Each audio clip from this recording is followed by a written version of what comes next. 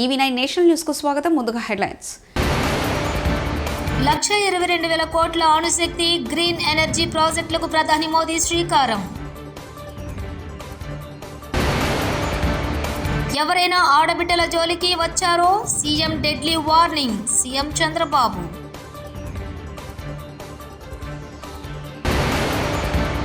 గంజాయిపై పటిష్ట చర్యలు తగ్గేదేలే అన్న హోంమంత్రి.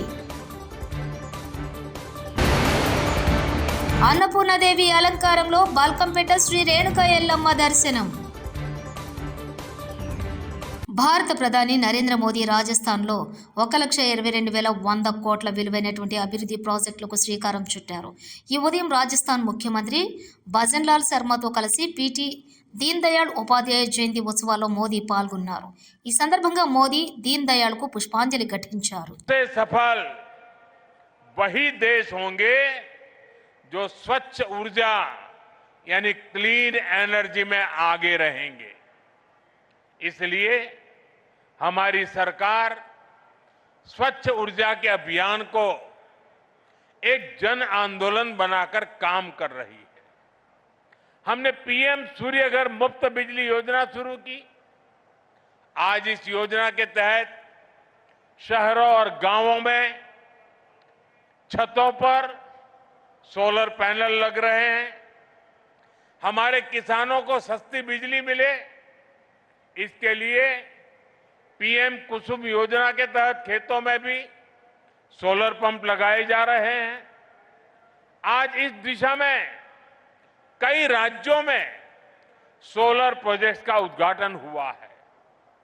इन प्रोजेक्ट से लाखों किसानों को सीधा लाभ मिलेगा, यानी घर में मुफ्त बिजली के लिए पीएम सूर्यघर मुफ्त बिजली योजना और खेतों में मुफ्त बिजली के लिए पीएम कुसुम योजना. अभी मैं कुछ देर पहले पीएम कुसुम योजना के कई मेरे किसान भाई बहनों से, जो इनके लाभार्थी हैं, उनसे बात कर रहा था. मैं महाराष्ट्र के भी किसान भाई बहनों से बात कर रहा था और वो अपने जो अनुभव बता रहे थे वो बहुत ही उत्साहवर्धक थे. सौर ऊर्जा से मुफ्त बिजली उनके लिए बहुत बड़ा वरदान साबित हो रहा है. ఆంధ్రప్రదేశ్లో శాంతి భద్రతలు, సోషల్ మీడియా అంశాలపై శాసనసభలో సీఎం చంద్రబాబు నాయుడు కీలక వ్యాఖ్యలు చేశారు. సామాజిక మాధ్యమాల్లో ఫేక్ ప్రచారాలు ఇష్టానుసారంగా ప్రవర్తిస్తే కఠినంగా చర్యలు తీసుకుంటామని హెచ్చరించారు. గత పాలకుల హయాంలో పోలీస్ వ్యవస్థ పూర్తిగా భ్రష్టు పట్టిందని, కూటమి అధికారంలోకి వచ్చిన సమయం నుంచి ఒక్కో వ్యవస్థను సరిదిద్దుకుంటూ వస్తున్నామన్నారు. నేరస్తులకు అండగా ఉండే రాజకీయ నేతలను తాను ఇంతవరకు చూడలేదని, రాజకీయ ముసుగులో ఉన్న నేరస్తులను బయట పెట్టారని, వారి ముసుగు తీస్తే ప్రజలే అర్థం చేసుకుంటారని తెలిపారు. కడాన దేశ వాళ్ళైతే ఇప్పుడు కూడా రాలేదు. కనీసం నేనేమంటున్నానంటే దేశ వాళ్ళ మీద నాకు ఒక నమ్మకం. ఆ రోజు లీ క్వాన్ యూ ఉన్నాడు. Lee Kuan Yew was the author of Singapore economy. నేను ఆయనతో క్లోజ్గా ఉండేవాళ్ళం.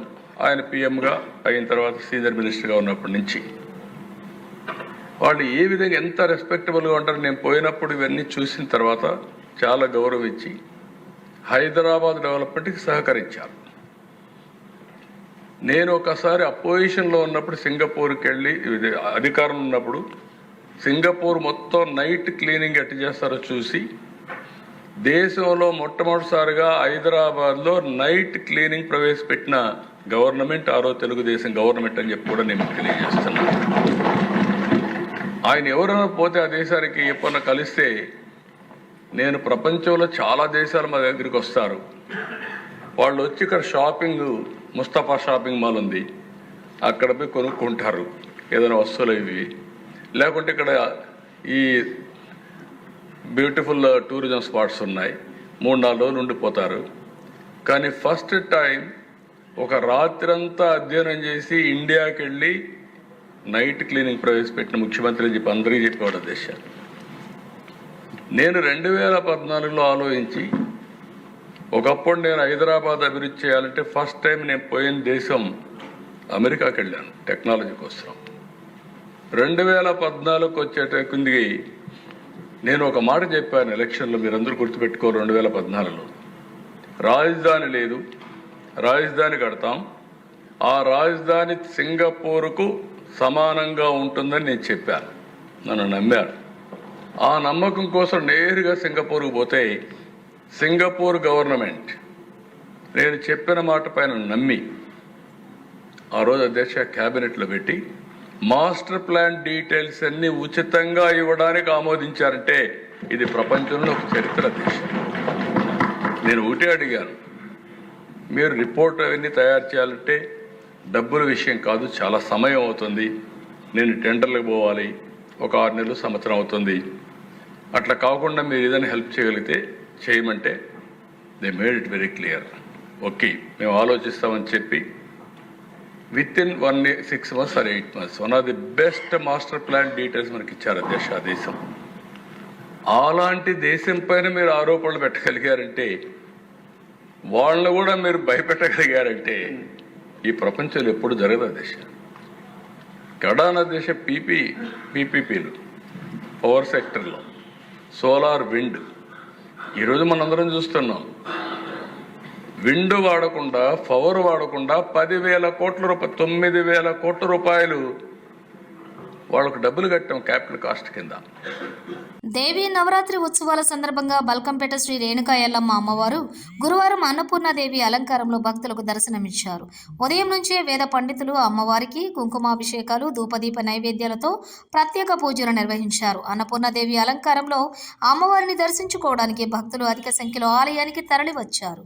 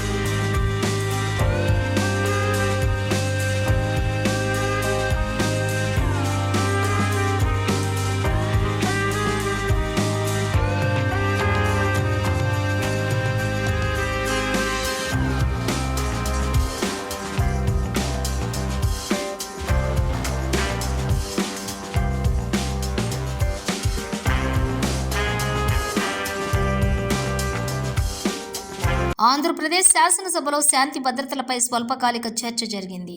ఈ సందర్భంగా హోంమంత్రి అనిత మాట్లాడుతూ, గతంలో పోలీసులను అతిగా ఉపయోగించడం జరిగిందని, దానికి నిదర్శనమే 151 నుంచి 11 సీట్లకు జగన్మోహన్ రెడ్డి పడిపోయారని అన్నారు. సీఎం, డిప్యూటీ సీఎం, మంత్రి లోకేష్తో పాటు పలువురిపై పోలీసులను ప్రయోగించారని గుర్తు చేశారు. చాలా మందికి తాము ఎందుకు జైలుకు వెళుతున్నామో కూడా తెలియని పరిస్థితి అప్పట్లో ఉండేదన్నారు. శాంతి భద్రతలను కాపాడటానికి ఎంతో ప్రయత్నించామని, ఈ ఏడాది రాష్ట్రంలో 16% నేరాలు తగ్గాయని వెల్లడించారు. బలహీన వర్గాలు, మహిళలపై నేరాల సంఖ్య రాష్ట్రంలో తగ్గిందని సభకు తెలియజేశారు. అలాగే ఆ రాష్ట్రంలోని శాంతి భద్రతలు బ్యాలెన్స్డ్గా ఉంటేనే ఆ కార్యక్రమం కూడా జరిగే పరిస్థితి కూడా ఉంటుంది అధ్యక్ష. ఇంతకు ముందు అధ్యక్ష మీ అందరికీ తెలుసు, అతిగా పోలీసుని చట్టవిరుద్ధంగా ఉపయోగించడం, అదేవిధంగా దాన్ని బట్టి బేస్ వలన ప్రజల్లో ఒక అసంతృప్తి, అధికార దుర్వినియోగం, లేకపోతే ఇంకా ప్రజల మీద నమ్మకం కోల్పోవడం, ఇవన్నీ కూడా కనిపించినాయి అధ్యక్ష. దానికి నిదర్శనమే 151 సీట్లున్న జగన్మోహన్ రెడ్డి కేవలం 11 సీట్లకి పడిపోయి ఈరోజు ప్రతిపక్ష హోదాని అడుక్కునే పొజిషన్కి తీసుకొచ్చారంటే, ఆ రోజు శాంతి భద్రతలను అడ్డం పెట్టుకొని ఇష్టారాజ్యంగా ప్రవర్తించి మీలాంటి వాళ్ళ మీద, నాలాంటి వాళ్ళ మీదే కాకుండా సాక్షాత్తు ఇప్పుడు సీఎం గారు చంద్రబాబు నాయుడు గారి మీద, అదేవిధంగా డిప్యూటీ సీఎం గారు పవన్ కళ్యాణ్ గారి మీద, లోకేష్ బాబు గారి మీద, ఇక్కడ చాలా మంది మీద అక్రమంగా కేసులు పెట్టే పరిస్థితి. ఇక్కడ ఉన్న వాళ్ళే కాదు అధ్యక్ష, చాలా మంది కార్యకర్తలు కానీ సామాన్యమైన ప్రజలు కూడా ఆ టైంలో అనేకమైన కష్టాలు పడ్డారు, అనేకమైన కేసులు పడ్డారు. చాలామంది ఎందుకు జైలుకి వెళ్తున్నారో కూడా తెలియకుండా జైలుకి వెళ్ళే పరిస్థితి కూడా కనిపించింది అధ్యక్ష. దాన్ని బేస్ చేసుకున్న అధ్యక్ష ఈరోజు ఇక్కడికి వచ్చిన తర్వాత గాడి తెప్పిన లా అండ్ ఆర్డర్ సిస్టమ్ ఓవరాల్గా చెప్పాలంటే ఒక జీరో నుంచి మళ్ళీ స్టార్ట్ చేసిన పరిస్థితి. సంక్షోభాలను ఎదుర్కోవడం గౌరవ ముఖ్యమంత్రి గారికి కొత్తమీ కాదు, కానీ ఇలాంటి సంక్షోభం ఎదుర్కోవడం అన్నది నిజంగా ఫస్ట్ టైం అనే చెప్పుకోవాలి. ఎందుకంటే మొత్తం వ్యవస్థలన్నింటినీ నిర్వీర్యం చేయడమే కాకుండా చాలా మూల స్తంభాలు, ప్రజాస్వామ్యంలో మూల స్తంభమైన లా అండ్ ఆర్డర్ని కూడా కంప్లీట్గా నిర్వీర్యం చేసి కనీసం MOPF నిధుల్ని సెంట్రల్ గవర్నమెంట్ నుంచి కూడా ఇక్కడికి రప్పించుకోవాలనే పరిస్థితి, దిక్కుమాలిన పరిస్థితి. ఎందుకంటే లాస్ట్ 5 yearsలో కూడా ఒక రూపాయి కూడా పోలీస్ ఎస్టాబ్లిష్మెంట్ గురించి ఒక రూపాయి కూడా తీసుకొచ్చుకోవాలని పరిస్థితిలో ఆ రోజు ఉంటే, అప్పటి నుంచి బేస్ చేసుకొని ఈ రోజు వరకు కూడా పోలీస్ సిస్టమ్ని కానీ లా అండ్ ఆర్డర్ సిస్టమ్ని కానీ ఒక గాడిలో పెట్టడానికి నిరంతరం కూడా కృషి చేస్తున్న పరిస్థితి. మిగతా సబ్జెక్టులన్నీ రోజు ఒక రోజు సబ్జెక్ట్, ఒక రోజు ఒక సబ్జెక్ట్ వచ్చినా కూడా నిరంతరం శాంతి భద్రతల మీద చర్చలు జరిపి శాంతి భద్రతలను కాపాడుకోవాలనే ఉద్దేశంతో ఈ సంవత్సరం 3 నెలల కాలంలో అధ్యక్ష మనం చూసుకుంటే ఆంధ్రప్రదేశ్ రాష్ట్రంలో మొత్తం నేరాలు 16% తగ్గాయని చెప్పడానికి ఎన్డీఏ కూటమి తరపున చాలా గర్వపడుతుంది అధ్యక్ష. ఇది క్రిమినల్ జస్టిస్ డెలివరీలో అధ్యక్ష ఇండియా జస్టిస్ రిపోర్ట్ 2025 ప్రకారం రాష్ట్రం కూడా 2వ స్థానం నిలవడం అన్నది కూడా ఈరోజు మనందరం కూడా గర్వపడాల్సిన విషయం. ఎస్పెషల్లీ మెయిన్ ఎజెండాగా నేరాలపై జీరో టాలరెన్స్ అన్నదాన్ని మెయిన్ ఎజెండాగా పెట్టుకొని ఈరోజు గౌరవ ముఖ్యమంత్రి గారు ఆధ్వర్యంలో ఈరోజు డిపార్ట్మెంట్ కానీ మేము కానీ అందరం కూడా పనిచేయడం అన్నది దీనికి ఒక నిదర్శనంగా ప్రతిబింబించే పరిస్థితి కూడా కనిపిస్తుంది అధ్యక్ష. మీ అందరికీ తెలుసు, ఈరోజు మీకు ఇచ్చిన నోట్లోనే ఉంది అధ్యక్ష, ఈ అల్లర్లకి సంబంధించి దగ్గర 42% తగ్గడం అధ్యక్ష. బలహీన వర్గాలపై నేరాలు కూడా అధ్యక్ష, దగ్గర మహిళలపై నేరాలు అయితే నిజంగా గర్వంగా చెప్పుకోవాలి అధ్యక్ష. ఆ రోజు ఆ గవర్నమెంట్లో 151 సీట్లున్నా కూడా నడి రోడ్డు మీదకి వచ్చి కత్తిపోటు, స్వాతంత్ర దినోత్సవం రోజు కత్తిపోటు పొడిచిన సందర్భంలో కూడా ముఖ్యమంత్రి అన్న స్థాయి వ్యక్తి కూడా ఒక రోజు కూడా బయటకు వచ్చి మాట్లాడలే. ఇష్టారాజ్యంగా అయిపోయిన పరిస్థితి, విపరీతంగా గాంజాలు పెరిగిపోయిన పరిస్థితి. ఏ నేరం ఎక్కడ జరిగినా కూడా, ఫర్ ఎగ్జాంపుల్ మనం ఎక్కడైనా చూస్తే అధ్యక్ష ఐటీ అని ప్రపంచంలో ఎక్కడైనా కనిపిస్తే తెలుగువాడు కనిపిస్తాడు బికాస్ ఆఫ్ చంద్రబాబు నాయుడు గారు. అలాంటిది లాస్ట్ 5 సంవత్సరాల పరిస్థితి ఎలా అయిపోయిందంటే గాంజాని ఎక్కడైనా కనిపిస్తే దాని మూలాలు ఎక్కడున్నాయంటే ఆంధ్రప్రదేశ్ వైపు చూపించే పరిస్థితులు కనిపించినాయంటే ఎంత దారుణంగా గాంజా కూడా ఒక స్కూల్ బ్యాగుల్లోకి, స్కూల్ దగ్గర చిన్న బడ్డీ కొట్టుల్లోకి వెళ్ళిపోయిందో మనందరికీ తెలుసు అధ్యక్ష.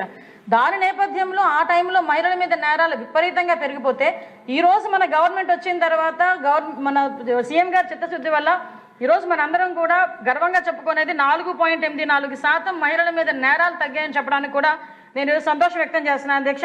అదేవిధంగా SC/STకి సంబంధించి అధ్యక్ష నేరాలు కూడా 15% తగ్గినాయి అధ్యక్ష. ఈరోజు అదేవిధంగా NDPS కేసులు అధ్యక్ష. ఇక్కడ ఒక విషయం చెప్పాలి అధ్యక్ష, ఇక్కడ మనకి సాధారణంగా ఇక్కడ లాస్ట్ 5 years గవర్నమెంట్లో పర్యవేక్షణ లోపం అన్నది, నిఘా వ్యవస్థ అన్నది పూర్తిగా విఫలమైందని చెప్పడానికి బెస్ట్ ఉదాహరణ ఏంటంటే గాంజా విచ్చలవిడితనం పెరిగిపోవడం అధ్యక్ష. దానిలో భాగంగానే మనం ఇంకొక ఆస్పెక్ట్ ఏంటంటే వీళ్ళందరూ కూడా చాలామంది రీసెర్చ్ చేసిన వాళ్ళు చెప్పింది కూడా ఏంటంటే లాస్ట్ 5 సంవత్సరాల్లో లిక్కర్ల రేటు విపరీతంగా పెరగటం, అదేవిధంగా కల్తీ లిక్కర్ అమ్మటం వల్ల చాలామంది ప్రజలు ఆ లిక్కర్ వైపు వెళ్లకుండా గాంజాని ఎక్కువ మందిని చూస్ చేసుకుని గాంజాని విచ్చలవిడితనం చేసిన పరిస్థితి కూడా ఉంది. ఆ టైంలో గాంజాకి ప్రత్యేకంగా ఎటువంటి వింగ్ ఏర్పాటు చేయకపోవడం, సెబ్ అని చెప్పి కేవలం ఇసుక మీద, మద్యం మీద వాళ్ళు 1,22,000 కోట్ల అణుశక్తి గ్రీన్ ఎనర్జీ ప్రాజెక్టులకు ప్రధాని మోదీ శ్రీకారం. ఎవరైనా ఆడబిడ్డల జోలికి వచ్చారో CM deadly warning, CM Chandrababu.